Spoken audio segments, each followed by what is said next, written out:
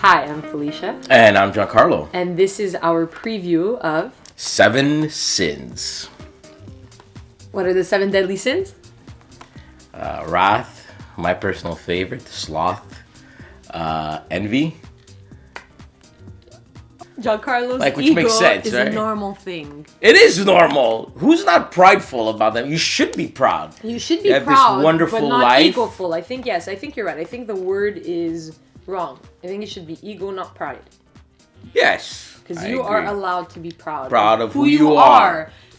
I'm just more proud than I'm myself. Bam. And we're proud of Bored to Death. And we're proud of Luca.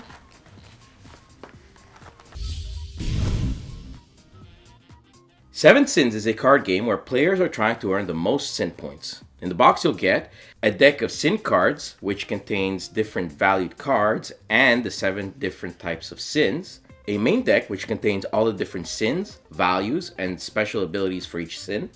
3 different decks for envy, gluttony, and sloth, which contains special abilities and values as well. And game instructions on cards. The game ends when a player has 7 or more points in pride. Then you tally up the points. To set up, shuffle the original sin deck and deal out 4 cards to each player.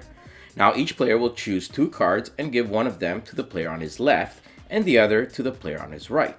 Now set those cards aside until the end of the game. You can look at them at any time. Shuffle all the 4 decks and place them in the center of the table. Each player now draws 3 cards from the main deck to form their hand. Choose a first player and you're ready to play. On your turn, you simply played a card. Do its effect, if any, and then draw a card from the main deck. Each card you play is placed face up in front of you in stacks for each sin. Eventually, your play area will look something like this.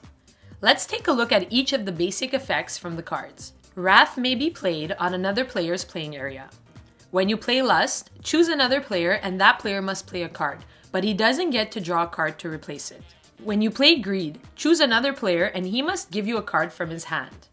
Pride cards have no effect, but when a player has more than 7 points of them, the game ends and you calculate points. Let's take a look at the other cards like Sloth, Gluttony, and Envy.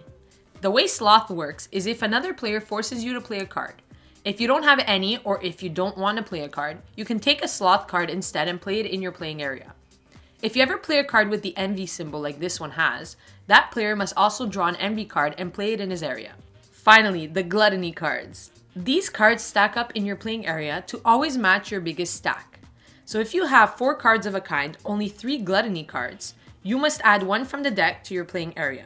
When a player has 7 pride points, then the game ends. Now you calculate points. Each player first adds their original sin to their stacks. Now for each sin, the player with the highest value discards their stack and the other players add their stack to their score stack. When this is done for all the sins, calculate your score stack and the player with the most points wins.